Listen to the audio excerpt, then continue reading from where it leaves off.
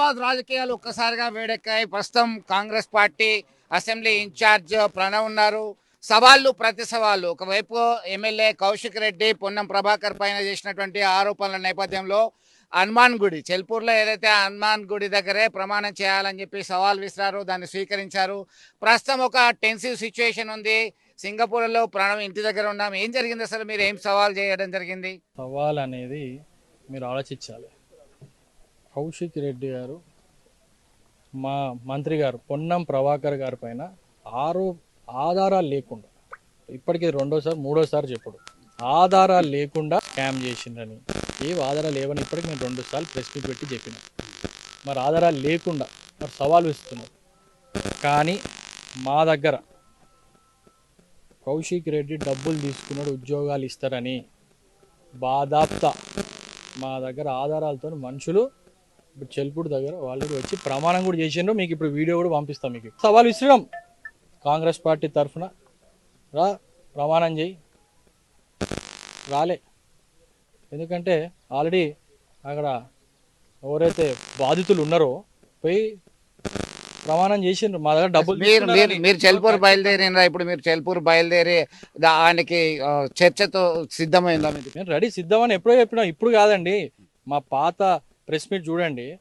నేను హుజరాబాద్ వీణవంక నేను సిద్ధము.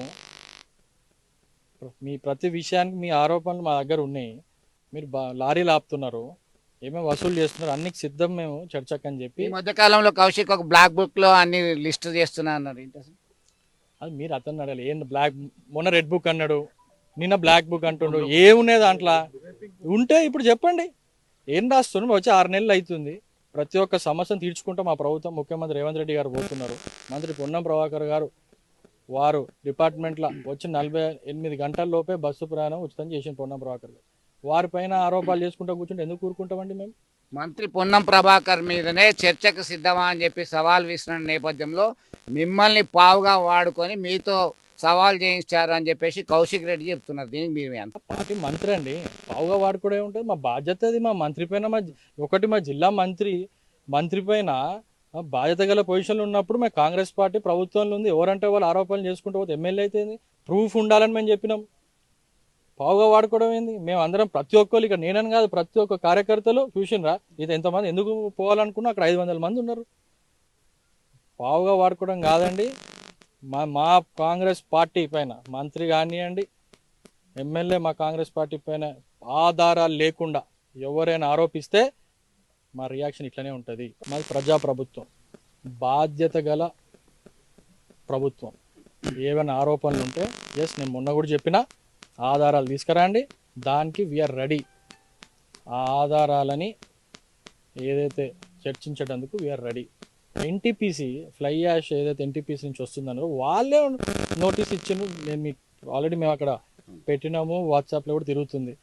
100% ట్రాన్స్పరెన్సీలా జరుగుతుంది. దీనిలో ఎటువంటి సంబంధం సెంట్రల్ గవర్నమెంట్ పిఎస్యూ అతను అక్కడ పోయి చేయాలి. ఏవో ట్రక్కులు అప్పుడు రామగుండంలో పోయి అక్కడ చూసుకోమని చెప్పండి.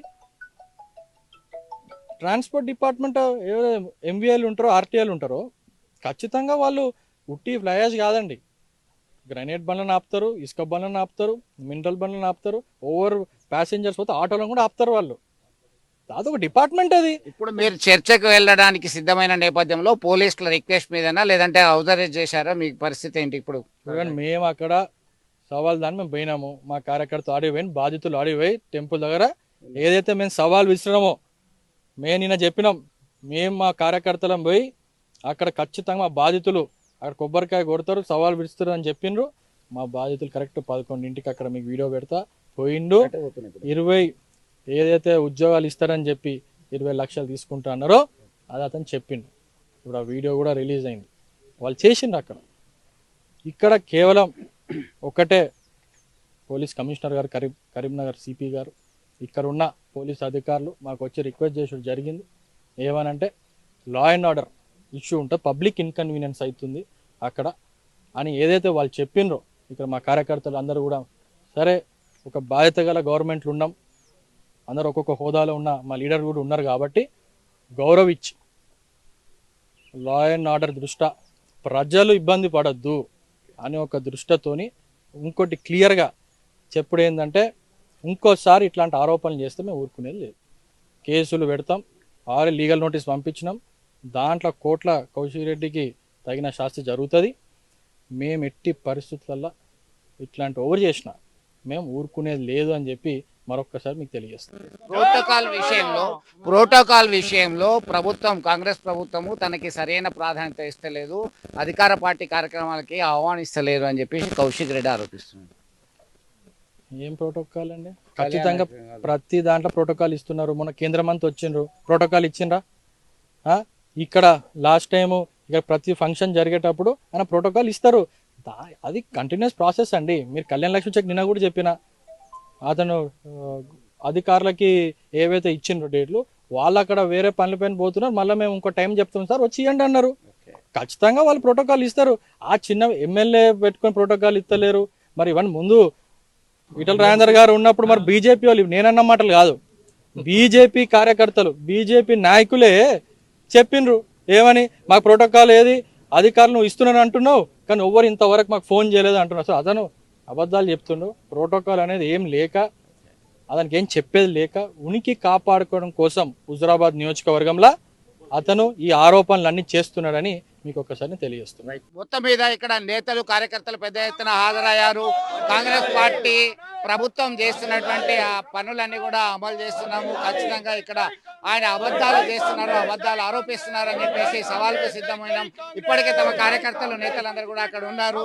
శాంతి భద్రతలను దృష్టిలో పెట్టుకొని కరీంనగర్ ప్రజలకి ఇబ్బంది కలగొద్దనే ఉద్దేశంతోనే తాము ఇక్కడే ఆగిపోయాము పోలీసుల రిక్వెస్ట్ మీద, లేదంటే అన్ని ఆధారాలతో ఇప్పటికే దేవాలయం దగ్గర ఉన్నారు అని చెప్పి కూడా చెప్తున్నటువంటి పరిస్థితి. వీడియో సుమంత్ కలిసి చంద్రశేఖర్, RTV, సింగపూర్ నుంచి. మరిన్ని వీడియోస్ కోసం ఛానల్ ని సబ్స్క్రైబ్ చేయండి, లేటెస్ట్ అప్డేట్స్ కోసం వాట్సాప్ ఛానల్ ని ఫాలో చేయండి అండ్ లింక్ డిస్క్రిప్షన్ లో ఉంది.